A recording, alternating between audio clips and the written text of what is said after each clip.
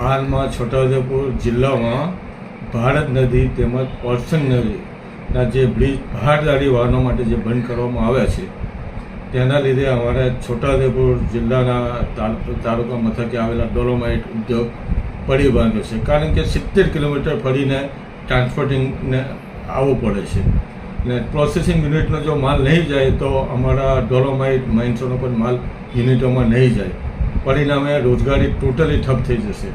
સરકારશ્રીને અમારી એટલી વિનંતી કે જ્યાં સુધી ભારત નદીનો બ્રિજ ના બને ત્યાં સુધી ઓલ વેધર બ્રિજ તાત્કાલિક ધોરણે બનાવી આપે, જેથી બહારદારી વાહનો અને ટ્રાન્સપોર્ટ ઉદ્યોગ ધમધમે. એના હિસાબે છોટાઉદેપુરના યુનિટો અને માઇનિંગ ઉદ્યોગને પણ પ્રોત્સાહન મળી રહેશે અને એની સાથે સંકળાયેલા હજારો મજૂરોની રોજગારી જળવાઈ રહી હશે.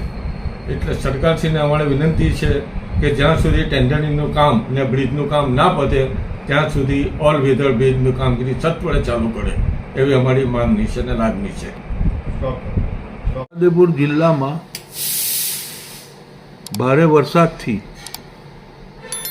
જે પુલોનું ધોવાણ થયું છે, રોડ રસ્તાનું ધોવાણ થયું છે, એનાથી શૈક્ષણિક સંસ્થાઓમાં અવરજવર કરતા બાળકો ઉપર પણ વિપરીત અસર જોવા મળે છે અને શાળાઓમાં સંખ્યાનું પ્રમાણ પણ ઘટવા માંડ્યું છે, કારણ કે જિલ્લાની અંદર 2 પુલ અવરજવર માટે બંધ કરવામાં આવ્યા છે, જ્યારે બીજા પુલ જર્જરિત અવસ્થામાં છે, જ્યાં વાહનોની અવરજવર કરવી પણ મુશ્કેલરૂપ છે.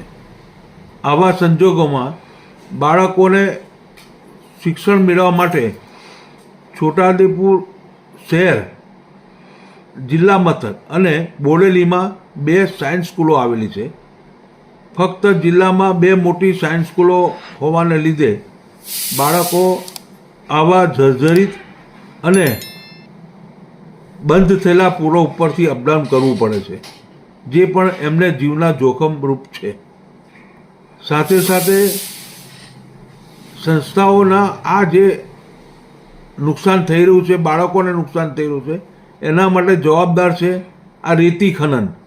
જે રેતી ખનન થઈ રહ્યું છે, રેતીને લીધે જે પુલોના પાયા છે એ પાયા હચમચી ગયા છે અને પાયા હચમચી જવાને લીધે એ પુલો જર્જરિત અવસ્થામાં અને ભયજનક બની ગયા છે. તો આવા અનેક પુલો છે જેનું વહેલી તકે એનું રિપેરિંગ થવું જોઈએ. રોડ રસ્તા પણ બિલકુલ તૂટી ગયેલા છે. ડાયવર્ઝન જે આ તે સિથોલનું છે એ પણ તૂટી ગયેલું છે. તો આવા રસ્તાઓને લીધે, આવા પુલોને લીધે શિક્ષણ ઉપર વિપરીત અસર થયેલી છે, જેનું સરકારે ધ્યાન રાખવું ખૂબ જરૂરી છે અને વહેલી તકે એનું રિપેરિંગ થાય અને બાળકોના હિતમાં, આદિવાસી બાળકોના હિતમાં, શિક્ષણના હિતમાં કાર્યરત થાય એ આ સરકારને મારી નમ્ર વિનંતી છે, અપીલ છે. છોટાઉદેપુર જિલ્લામાં ભારત નદીનો બ્રિજ તૂટી જવાના કારણે જે ગાડીઓને આવવા જવાની ઘણી બધી તકલીફો પડે છે. જે ડાયવર્ઝન બનાવ્યું હતું એ પણ તૂટી ગયું છે. એના કારણે ટ્રકોવાળાને સીધું બોડેલીથી કવાંટ અને કવાંટથી છોટાઉદેપુર આવવું પડશે. 65 થી 70 કિલોમીટરનો ફરક પડે છે અને એમાં ડીઝલ અને મેન્ટેનન્સ બહુ વધારે આવવાથી ગાડીઓવાળાને ઘણું બધું નુકસાન થાય છે. અમારે સરકારને એટલી જ વિનંતી કે આ ભારત બ્રિજ ઉપર નવો બ્રિજ સારો ક્વોલિટીનો બને અને ડાયવર્ઝન હમણાં તાત્કાલિક સારું બનાવી આપે તો અમારી ટ્રકોને આવવા જવાની મુશ્કેલીઓ બંધ થાય. એના કારણે ગાડીઓ, ટ્રકોવાળાને ઘણી બધી મુશ્કેલીઓ પડે છે. મેન્ટેનન્સ આવે છે, ડીઝલનો ભાર વધે છે અને ઘણા ગાડીઓવાળાને તો ટાયરો બી ફાટી ગયા છે. રંગલી ચોકડીવાળો રસ્તો સારો ન હોવાને લીધે અને ત્યાંથી આ ઓરસંગ બ્રિજ બંધ કરી દેવાથી કવાંટનો આખો મોટો ફેરો પડે છે અમારે. એટલે બહારથી આવતી ગાડીઓવાળાનો બી આવવાનું બંધ કરી દીધું. ટ્રાન્સપોર્ટ ઉદ્યોગ મંદી ગતિએ ચાલે છે અત્યારે અને છોટાઉદેપુરનો અત્યારે મંદીનો માહોલ છે. તો ઘણી બધી ગાડીઓવાળા, બહારથી આવવાવાળા બધા છોટાઉદેપુર આવતા નથી અને બધા જ બ્રિજો, જે ઓરસંગ નદીના બ્રિજો છે અત્યારે, એ બી બધા એમની વેલિડિટી પૂરી થઈ ગઈ છે. ઘણા તો 100 વર્ષ ઉપર બ્રિજ થઈ ગયા છે. તો એનું બી મેન્ટેનન્સ કરી અને ભારદારી વાહનોને વ્યવસ્થિત ચાલુ થાય અને બીજો અગાઉ આવા બનાવો ના બને.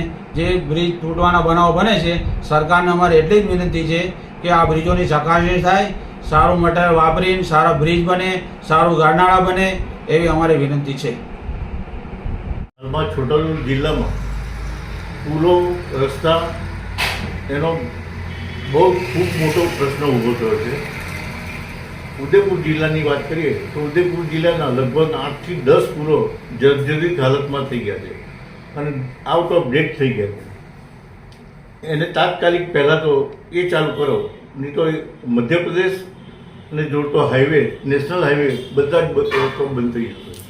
હાલ છોટાઉદેપુર જિલ્લાનો વિકાસ અટકી ગયો છે. અત્યારે પુલો બધા બંધ હોવાથી 2 પુલો બંધ છે હાલ તો બોલી જવા માટે. એટલે લોકોને ફરીને પૈસા વધારે વાપરવા પડે છે અને મોડું પહોંચાય છે બોર્ડ.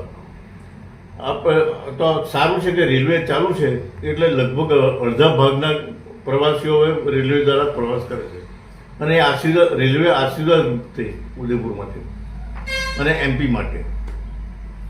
મૂળ તો પુલો વાંક કાઢવો જરૂરી છે, પણ સાથે સાથે ઓવરલોડ ટ્રકો ચાલે છે, 80 ટનની ટ્રકો ચાલે રેતીની, એ તદ્દન ગેરકાયદેસર ચાલે છે. પહેલું તો રેતીનું ખનન બંધ કરાવો, રેતીનો ટોટલ ધંધો બંધ કરાવવો જોઈએ આ સરકારે, અને એની આવકને જલ્દી કરવી પડશે તો જ આ કામ થશે. મૂળ એમાં ભ્રષ્ટાચાર બી બહુ મહત્વનો છે. સરકારી ઓફિસોમાંથી ભ્રષ્ટાચાર પુષ્કળ પ્રમાણમાં થાય છે અને એટલે જ આ રેતીનું ખનન થાય છે. અને રેતીના ખનન લીધે નદીની હાલત બી ખરાબ થઈ છે, પાણી બી ઓછું થઈ જાય છે અને એને લીધે નદી પર આવેલા પુલો એની ગુણવત્તા એકદમ ઘટી ગઈ અને અસરકારક રહી નથી. એટલે રેતી માફિયાઓ રેલવે પુલનું બી કોઈ ધ્યાનમાં લેતા નથી અને રેતી ખનન કરે છે. તે ઉપરાંત રોડ પહેલાં 20 ટનની ઉપરના કેપેસિટીવાળા રોડ બનતા નહોતા અને રોડનો વાંક નથી. પહેલાં તો રોડ એક તો નીચી કિંમતના ટેન્ડરો પાસ કરીને કરે છે, એટલે એ પણ નહીં હોવું જોઈએ. રોડની મૂળ કિંમત જે થાય એ પ્રમાણે ટેન્ડર પાસ કરો તો રોડની ગુણવત્તા જળવાઈ રહે. એટલે રોડ એ રીતે બનાવવો જોઈએ. અને હવે વધારે ટનની કેપેસિટીવાળા રોડની એ રીતે કામગીરી થવી જોઈએ રોડની, જેથી રોડ ટકી શકે. અને પહેલું રેતી ખનન બંધ કરાવવું એ બહુ જ જરૂરી છે. અને આરટીઓને કે આ ઓવરલોડ ગાડીઓને સખતમાં સખત દંડ થવો જોઈએ.